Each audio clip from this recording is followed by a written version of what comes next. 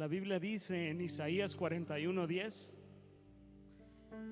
así que no temas, porque yo estoy contigo, no te angusties, porque yo soy tu Dios, te fortaleceré y te ayudaré, te sostendré con mi diestra victoriosa. Y Dios nos llama a libertad, nos llama a no tener temor, porque Él está con nosotros. Dice la Biblia en Salmos que no temeré mal alguno, porque tu vara y tu cayado infundirán aliento en mí. Y hoy podemos decir: Señor, gracias por llevarnos de la mano, oh buen pastor. Si tú estás con nosotros, Señor, todo temor se va. Y hoy queremos cantarte eso y hacer constar, Señor, no tenemos temor alguno, porque en el hueco de tu mano estamos. Tú proteges, tú cuidas a tus hijos, Señor. Y hoy entonamos este cántico a ti. Dios quiere escucharle hoy en esta mañana. Vuelves hoy con una canción, melodía de tu amor. Cantas libertad en mi adversidad, hasta que huya el temor. Ya no soy un esclavo del temor, yo soy hijo de Dios. Ya no soy un esclavo del temor, yo soy hijo de Dios. Oh sí, Señor.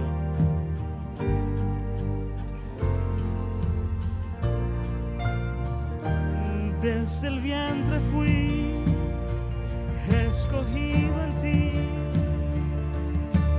me llamo el amor. De nuevo nací, recibido en ti, tu sangre en mí fluyó. Ya no soy un esclavo,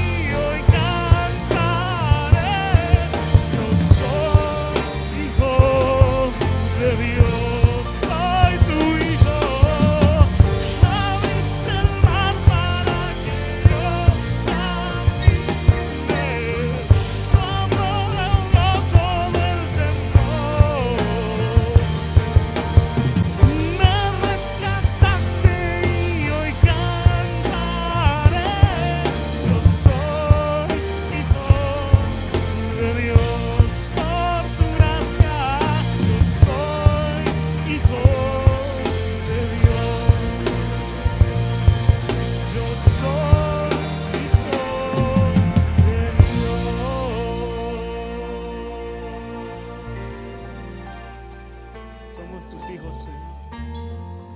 Nos has llamado a libertad, Señor, y el temor se va. El temor se va, Señor, cuando tú estás, porque tú estás allí, Señor, cuidando de tus hijos. Cuídanos, Señor, cuida el mundo entero, Señor. Tú nos cuidas, Padre. Amén.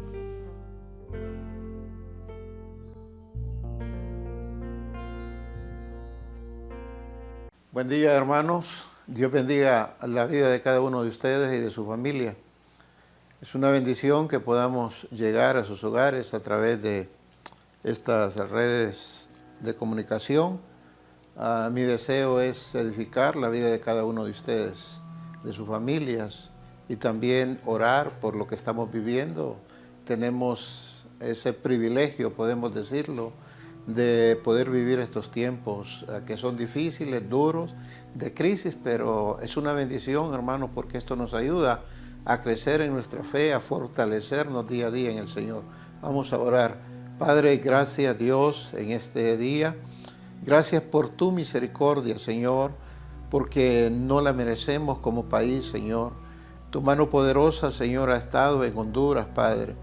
Señor, estadísticamente se decía que a esta altura tendríamos miles de muertos, Señor, y tendríamos miles, Señor, de contagiados. Sabemos, Padre, que ha muerto gente, que hay contagiados, Señor, y que el virus todavía, Padre, está, Señor, en nuestro país. Pero tu mano poderosa, Señor, ha actuado para que esta estadística de los que conocen, Señor, de los que saben, no se dieran, Padre. Y gracias por ello. Padre, guarda y cuida a todos mis hermanos, Señor, en sus hogares, Señor, a toda la familia, y bendígalos, Señor, y a la Iglesia Bautista Hebrón, Señor. Gracias, Padre, por poder llegar a sus casas. En el nombre de Jesús oramos. Amén. Quiero, hermanos, enseñarles a través de la segunda carta de Corintios que el apóstol Pablo escribe a la iglesia, a los hermanos de Corintios. Y vamos a ver del versículo número 1 al 9 del capítulo 12 de Corintios. El énfasis donde vamos a tener la enseñanza esta mañana va a ser el versículo número 9. El versículo 9 dice: bástate en mi gracia, porque mi poder se perfecciona en la debilidad. Por tanto, de buena gana me gloriaré más bien en mis debilidades, para que repose sobre mí el poder de Cristo. El tema de esta mañana este día es: Dios nos enseña a aprovechar su gracia, que es suficiente para perfeccionar con su poder toda debilidad humana. Tenemos dos puntos. Número uno, el punto número 1 dice: la suficiencia de la gracia para no jactarnos de nuestros logros. El método que Dios asumió para que no nos exaltásemos desmedidamente es el punto número 2. Ahora tengamos un poco de contexto de este libro. Nos enseña que este libro o esta carta es el corazón, el capítulo número 12 es el corazón del evangelio del ministerio de Pablo, porque habla de la gracia suficiente y habla del poder en la debilidad. Algunos también escritores enseñan que para poder entender esta carta es mejor comenzar a leer del capítulo 10 al 13.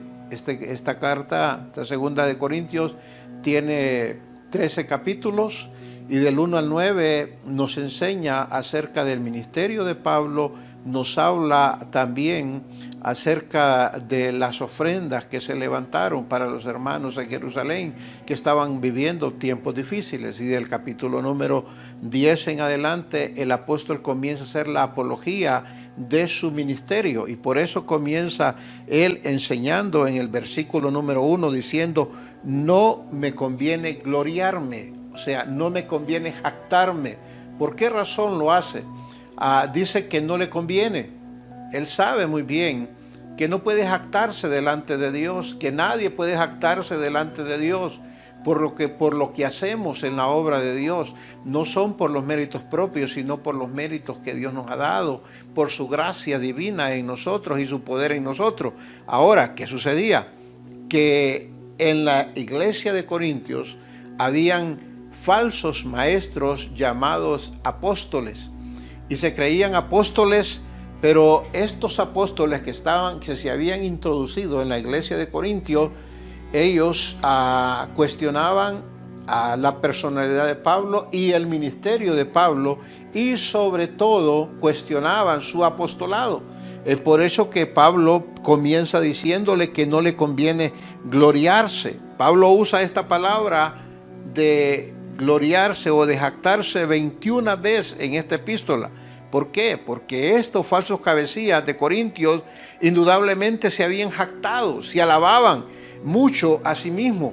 Y Pablo dijo, no me conviene, él no quería jactarse, y ahora él comienza a decir algo muy importante.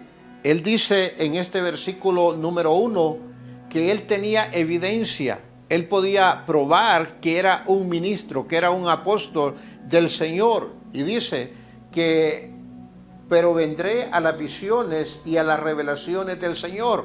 En el versículo número 1 del capítulo 12, él dice, vendré a las visiones y a las revelaciones del Señor.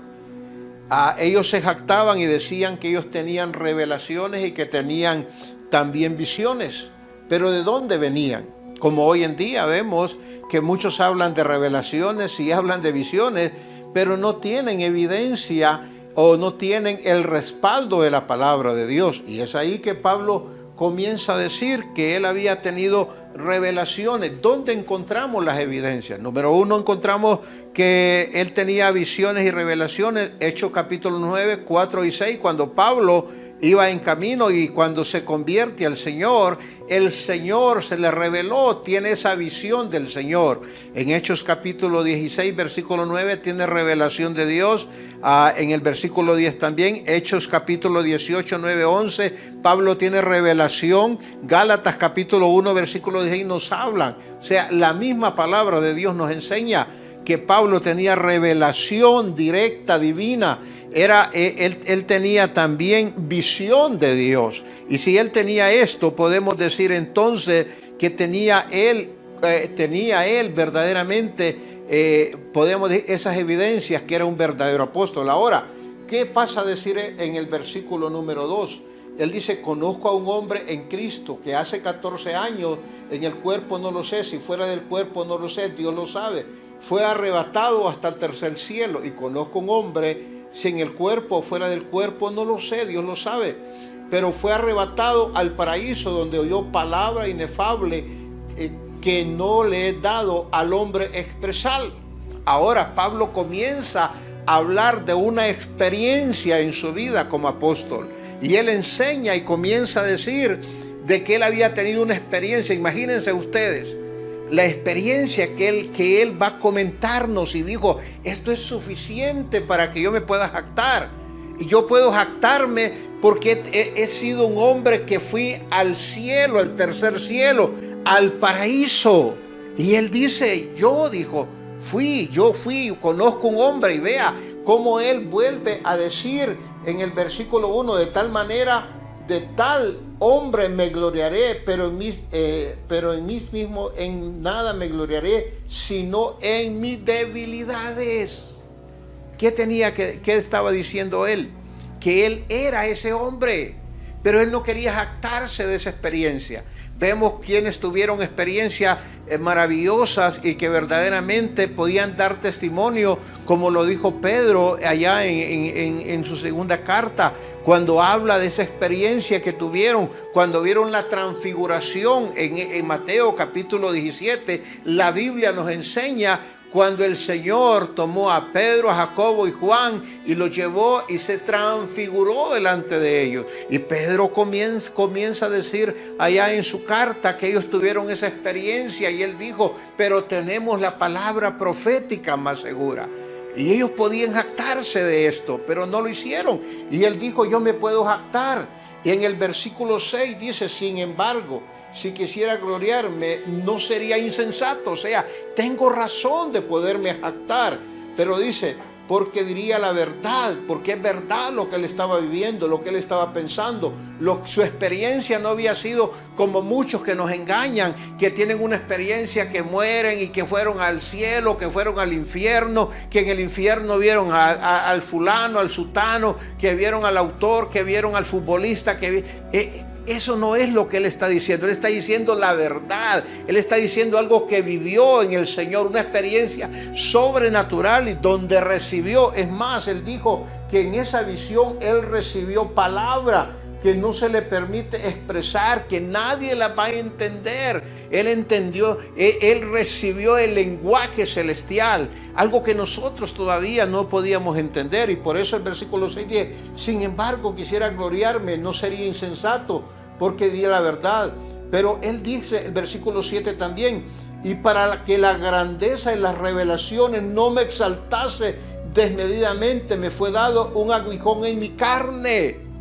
O sea, lo que él pasa a decir en el versículo 7, para que no me exaltase, para que no me enorgullezca de lo que había vivido. Y sabe, hacemos lo contrario hoy en día. Hoy la gente busca experiencias sobrenaturales, la gente quiere ver cosas. Hoy vemos también cómo en día los apóstoles y todo lo que vemos hoy en nuestro medio, en la iglesia, da sinceramente tristeza. Y muchos lo hacen solo para jactarse. Él dice, a mí el Señor, para que no me exaltase, me dio un aguijón en la carne. Vea lo que dice el versículo 7. Para que la grandeza y las revelaciones no me exaltase desmedidamente, me fue dado un aguijón en mi carne, un mensajero de Satanás que me abofetee, para que no me enaltezca sobremanera. Y ahora él nos comienza a decir en este versículo 7, para que no me exaltase. Y viene y nos habla de un aguijón y de un mensajero. ¿Qué es el aguijón? El aguijón es una espina en la carne. Es como cuando uno se mete una espina, quizás tocó algo espinoso y le quedó una espina, o se paró y en una espina y andaba descalzo, y esa es una molestia que tenemos. Y él dijo, es un mensajero de Satanás. Muchos dicen que esto se trata de la enfermedad de Pablo, que Pablo sufría una enfermedad que era como un aguijón en su carne, pero vean lo que él dice, un aguijón en mi carne que me abofetea. Y no solamente está diciendo esto, él dice, es un mensajero de Satanás. Entonces, ¿qué es lo que estaba pasando? No estaba hablando de enfermedad. El apóstol Pablo estaba hablando de lo que estaba viviendo en ese momento. En ese momento de la iglesia, él sentía que ese aguijón era como una puñalada a su corazón por lo que estaban haciendo los falsos profetas en la iglesia. Segundo, él se sentía abofeteado porque la iglesia estaba creyendo y estaban exaltando a esos falsos profetas. Y él estaba también, se daba cuenta que era un mensajero de Satanás el que estaba ahí. Era prácticamente una persona diabólica. Pero el versículo 8 dice, respecto al cual 3 veces he rogado al Señor. Él oró en ese momento, oraba y clamaba a Dios. Le pedía a Dios. ¿Qué podemos ver aquí? La oración. Hermanos, él comienza a orar, a pedirle a Dios. Y algunos pensarán y dirán, bueno, cuando él dice en el versículo que había orado, había rogado 3 veces al Señor, dicen, bueno, el Señor no le contestó a Pablo. Dios tiene 3 maneras de responder la oración. Todas las oraciones tienen una respuesta. Dios va a decir sí a algunas oraciones, Dios va a decir no a otras oraciones, y Dios va a decir también espera otras oraciones. En este caso de Pablo, la respuesta que él recibe de Dios es la siguiente: bástate en mi gracia, porque mi poder se perfecciona en la debilidad. Esa fue la respuesta que él recibió de parte del Señor. La respuesta, hermanos, que él recibe de parte del Señor, el Señor le dice, le está diciendo la suficiencia de su gracia. ¿Por qué lo hacía? Para que Pablo no se jactara. Le decía la suficiencia de la gracia para no jactarse de los logros personales. Y mire lo que ha dicho, mire lo que dice en el versículo 9, y aquí es donde tenemos que ver el énfasis de este mensaje. Le dice, me ha dicho, bástate en mi gracia, bástate, mi poder es suficiente, ese poder mío es suficiente, la gracia mía es suficiente para que tú puedas soportar, para que tú no dudes de mi poder, para ser liberado de tu dolencia. Le dijo en ese momento que era abundantemente la provisión de la gracia para sus problemas, para fortalecerlo espiritualmente, para soportar en ese momento la manifestación mucho mayor de la gracia divina sobre la vida de él. Y entonces el Señor le dice, bástate en mi gracia porque mi poder se perfecciona en la debilidad. El poder de Dios perfeccionándose en la gracia de Dios para que Él pudiera resistir. Y eso es lo que hace Dios con nosotros, hermano. ¿Quién nos dice? Su palabra. ¿Quién lo ha dicho? Su palabra. Su palabra, hermano, es la que nos trae fortaleza, es la que nos trae consolación. ¿Por qué? ¿Quién se lo dijo? Versículo 8 dice, el Señor.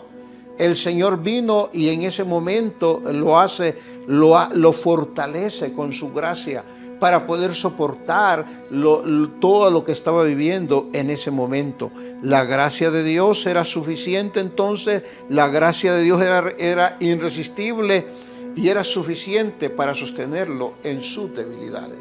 El versículo sigue diciendo, el versículo 9, dice, me ha dicho, bástate en mi gracia, porque mi poder se perfecciona en la debilidad. No solamente la gracia, sino el poder de Dios. El poder de Dios, hermanos, le perfeccionaba las debilidades. Y eso es lo que Dios nos ha dicho a cada uno de nosotros. Ese poder, la palabra poder en la Biblia que se usa aquí, es la palabra griega dunamis, de donde viene la palabra dinamita. Es el poder, ese poder explosivo, ese poder grande, ese poder divino de Dios. Le dijo, porque mi poder se perfecciona. Ese poder de Dios, esa gracia de Dios está en nosotros.